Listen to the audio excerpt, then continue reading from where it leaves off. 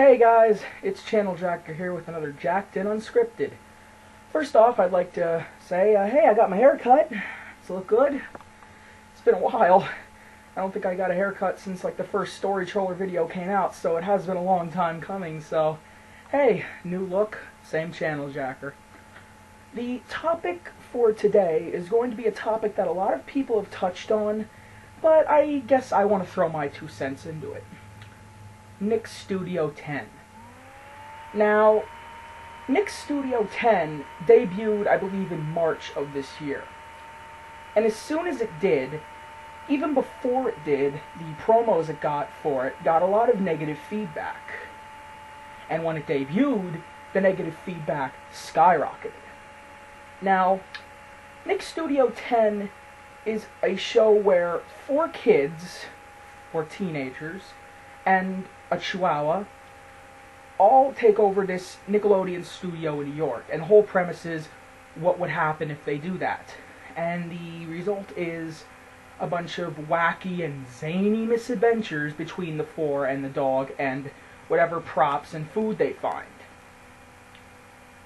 This show's premise, I can only assume, is stemmed off of the previous shows Nick had of the sort of the same premise, but not exactly. The first one of that was Slime Time Live, which was one of my favorite live shows growing up. It was always fun. It had fun games, it had all your favorite Nicktoons shows, it had a fun cast, and I miss it. After that, You Pick Live came out, and though it wasn't Slime Time Live, it still had, some funny moments, an okay cast, and it let you vote on the shows you wanted to see. That was a good concept at the time, It gave kids a choice to vote what they wanted to see, and before that, Slime Time Live was just a lot of fun to watch. So, with that being said, what is Nick's Studio 10? It is nothing. And I mean that. It is absolute, idiotic, annoying crap. That's all it is. It is nothing like Slime Time Live, and it is nothing like You Pick Live. It is just complete and utter annoyance, thrown in your face all the time. So let me give you a little bit of a laydown of what these kids do on the show. Well, before that, I'd like to say that the people who have talked about this show before are, the main one is the Archfiend, who has a pretty big YouTube channel, and he kind of stirred the pot with Nick's Studio 10. He argued with them on Twitter, and Nick's Studio 10 fired back with some really stupid responses that didn't help them at all. He stopped talking about Nick's Studio 10 because he feels he doesn't want to keep going along with it. He wants them to self-destruct on their own, I believe.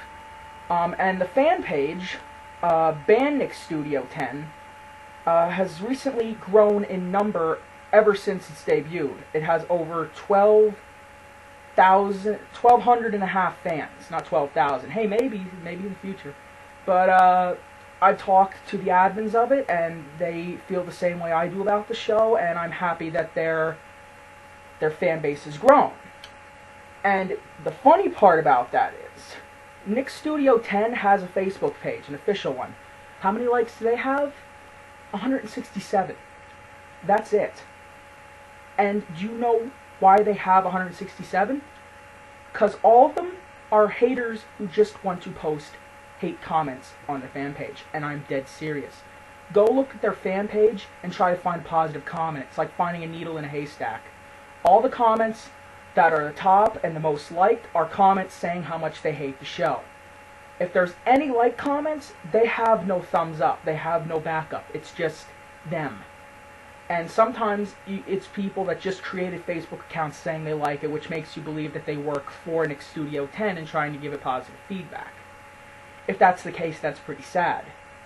It just shows you how much nobody likes this show. After that, what do they do on the show that's so bad? Why does it have this much negative feedback? Well, first off, and the biggest thing that got so many people pissed off was it interrupted shows. And what do I mean by that? You would be watching the show, and I believe the blocks they have it's a 2-hour block with Fairly Odd Parents and SpongeBob SquarePants. In the middle of the show, they would have the we interrupt this broadcast for an important announcement, and then it would be just random crap like meerkats with night vision making with a stupid noise in the background, or a cat on a vacuum cleaner with another stupid annoying background sound.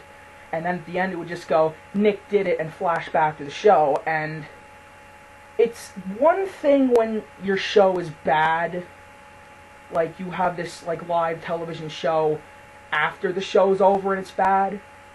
But when you interrupt shows that people like and they don't like you, and you're trying to force yourself into their show and they don't want to see you, that's bad. And that was a big deal for a lot of people. People got really upset when they did this. Now, I've heard that they've stopped doing this, and that is really good, because it was probably the biggest complaint of everything. Does that mean they're going to get better, though? No. Why? Because the rest of it is just as bad. What else do they have? Well, let me look at the actors themselves. The actors are all super annoying. They try way too hard to be funny, and I mean it. They are trying way too hard, and it looks so fake, it's so bad. They're just way over the top. They're just way too into the stupid crap that they're doing. And I know people say, you know, Nick's shows have had zany people and zany cast members and stuff like that, but these kids are not funny. That's the main problem. None of their crap that they do is funny. None of the skits they do are funny. None of the jokes they say are funny. And nothing that they do has appeal to any audience. Little kids have said that they want to turn the channel when it's on. Adults think that they're horrible. And this is a show that said that they want to appeal to all audiences. And I'm not joking. They said they appeal to all audiences. Or when a 3-year-old says, Mommy, why do they keep interrupting my shows? Mommy, why are they so bad? Mommy, can I change the channel? That's bad. I mean, that's really, really bad. I can see why they have an all-teen cast, because they want to appeal to a younger audience, but I kind of think that's the problem. Slime Time Live had more adult cast members, and so did You Pick Live. These kids are not ready for this. They're not. They're way too annoying, and they don't know what they're doing. They can't hold an audience. They can't make anybody laugh, and wherever they got them, they need to send them back to acting school, or send them to a place, you know, where they can get funnier, or anything like that, because they're not that great at all. They're bad. And that I'm 100% serious about that, like, all 4 of them. The dog is the best actor on the show. I feel bad for the dog because they keep putting the dog in all these situations, little chihuahua, like keyboard dog, and they bang the dog's forepaws off the keyboard and dress them up in all of these wacky costumes, and you can just see the misery on this dog's face. This dog wants to be anywhere but here, and I feel bad for it. I hope it goes to a loving family, you know, because it's just that bad. The poor dog. It's a shame. It's pretty bad when the dog's the best actor of the 4 people of the show, and it's actually not even trying, and it just wants to get out of there. Aside from the cast, what do they do? One of their big things on the show is these kids have an obsession, and I mean an obsession, with bodily noises. Almost 90% of their skits involve burping or farting noises in some way, shape, or form, whether it be whoopee cushions. Really bad skits. One of the skits that really got them noticed as being horrible was called Fart in a Jar, and it might actually be on YouTube still, and it's just pitiful. It's actually trying to rip off Saturday Night Live's Dick in a Box, and they do it really bad. And it's bad when you can't even make stuff up that you create. And the stuff that they create and the stuff they try to do is horrible. People that are on YouTube that have, like, no budget, these kids have a studio budget. They have Nick's money. and people who are independently funded, like Nostalgia Critic, and like other people on YouTube who don't have that kind of a budget, do better stuff than them. They do funnier stuff than them. And that, in itself, is bad. When you have this budget funded by Nick, and you can have anything you want, and you're still this bad, and this uncreative, that says mountains about your skill in doing what you're doing. But yeah, they try to do gross out humor, I believe. Like, a lot of their stuff is gross out humor, and yes, Nick is famous for gross out humor, but see, the problem is, Nick, back then, with their gross out humor, they were creative with it. The slime is iconic, and they don't use slime. That's another big problem. They don't even use one of the most iconic things that Nick is famous for. What they use mostly is food. And that's another problem people have. They waste food. And this isn't food that is like prop food that people use, like not food made for the show. Like, you're never going to eat this food. It was just made for the movie, or made for the show, or made for whatever you're doing. This is food, like literal food that they're eating and throwing on the floor and using in props, and it ticks a lot of people off because, you know, you go to the fact that there's a lot of starving kids in the world, and it could be going to a much better use, and they're just wasting it on their pointless skits. And that ticks a lot of people off. That's gotten a lot of backlash, and they haven't stopped that yet either. That would be something I look into, guys. Definitely. What else do they do?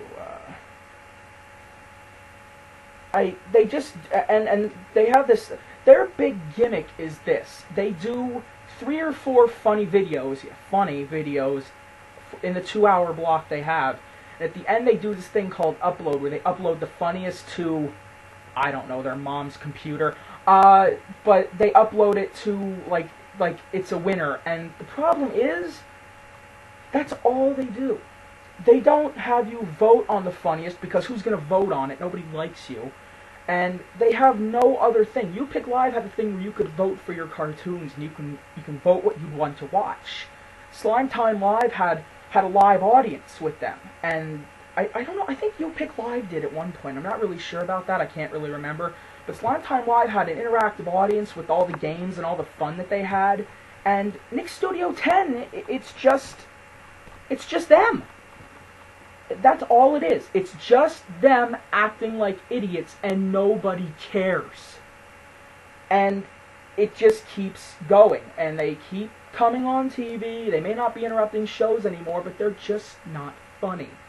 And absolutely nobody thinks that they're funny.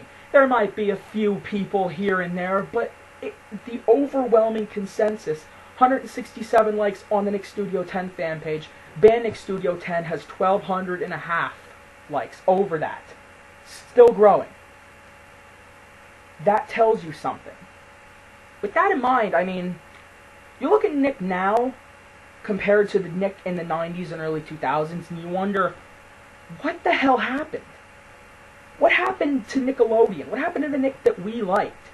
The Nick we cared about? The Nick that had shows like Rugrats, Angry Beavers, Ah Real Monsters, Jimmy Neutron, Hey Arnold, Invader Zim, Danny Phantom, the old SpongeBob, Drake and Josh, I liked that show, and others. I mean, when you look at that, see, this seems to be Nick's problem overall anymore. Those shows were funny. Those shows could be random, but they knew when to pace it. These shows knew when to have a serious moment. All of them did. Every single one of them. They knew how to tell a story. They knew how to capture your attention. They knew how to keep you entertained and keep you enthralled in what was happening as the stories progressed. Even if they didn't progress, even if it was just random story arcs, they knew how to keep you entertained. All of them did. I loved every single one of those shows, and I am not alone in that. When you look at that compared to what they have now, what does Nick have now? The only cartoons that they really have anymore are the new SpongeBob, which don't even get me started on that.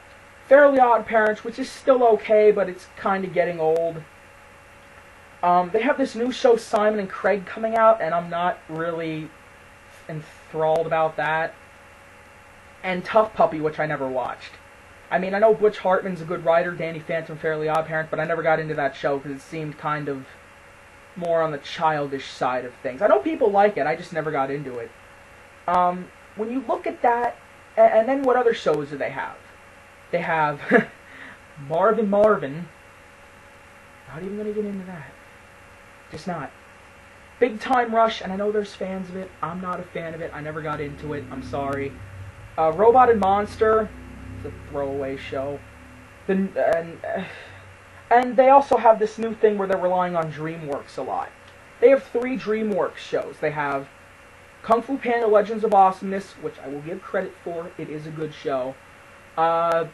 Penguins of Madagascar, which can be good at times. I like the Madagascar movies, so, you know, they do bring some laughter to it. They bring some comedy to it, and they actually even bring some seriousness to it sometimes. And then the other one, Monsters vs. Aliens. I haven't seen Monsters vs. Aliens, so I can't really watch the series and get what's going on. So you see those 3 DreamWorks shows, and then I look over and I see 1 DreamWorks show on another network. And guess what? It's better than all 3 of them. Which one's that? Dragons Riders of Berk. And where's that? Cartoon Network. And let me tell you, Cartoon Network's a lot better than Nick right now. I said it. I believe with all the crap Nick has right now, this is the lowest point in Nickelodeon's history. And I'm not even exaggerating.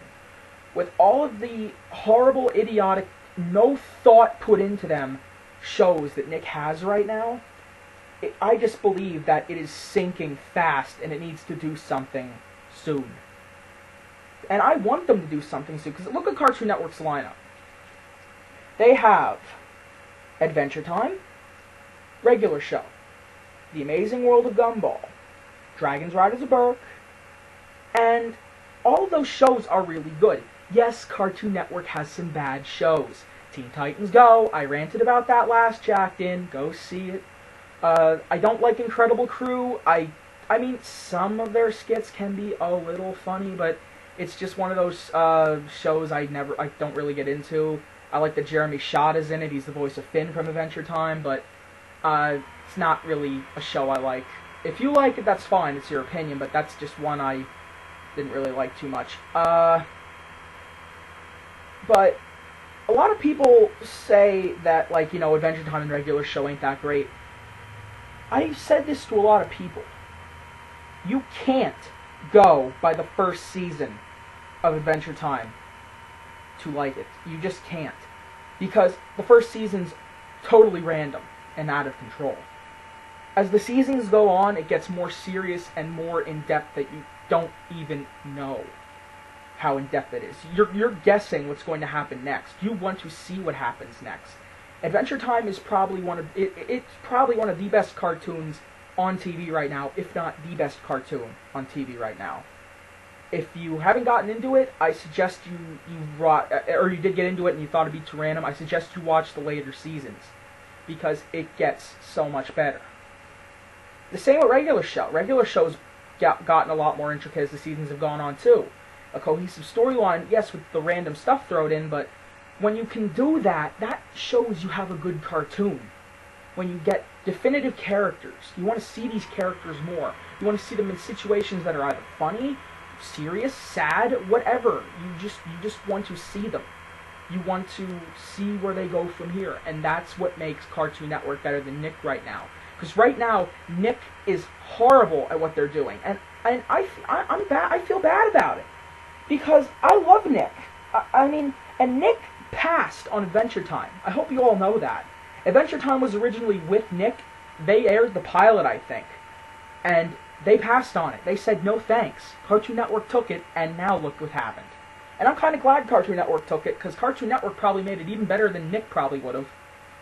And I mean, Nickelodeon, they've gone from our childhood to complete idiocy. And I mean that. They need to remember who they are. And And just as we've grown up over the years watching Nick in the 90s and early 2000s, I think Nick needs to learn to grow up just a little bit. They need to make shows that were like the 90s, and I know that they can. They have to be able to. I mean, maybe it was the move from Universal Studios to their new studios that started the downfall. I'm not sure, but I do think they need a wake-up call in the worst way. And Nick Studio 10 might just be that wake-up call, because it is causing an uproar that just keeps growing by the day. And they just need to remember who they are and why we love them, and how we will never forget the shows we watched when we were little. And we want to forget the shows that they have now. And even if you showed reruns of your old cartoons, I mean, if they did that, even reruns of Hey Arnold, Rugrats, Our Real Monsters, Invader Zim, if they just did that, like, in their afternoon blocks, their ratings would rise. And I'm dead serious. If they did that, because I know there are some younger kids who haven't seen those. So it's like new shows to them. And they get to see what we saw. And they get to understand exactly what's better for them. Because sometimes we don't know what's good for us. And Nostalgia Critic pointed that out in a review. If you just go by what statistics and what people like, oh, the gross out humor, yeah, farts are popular. The chart says you can't go by that.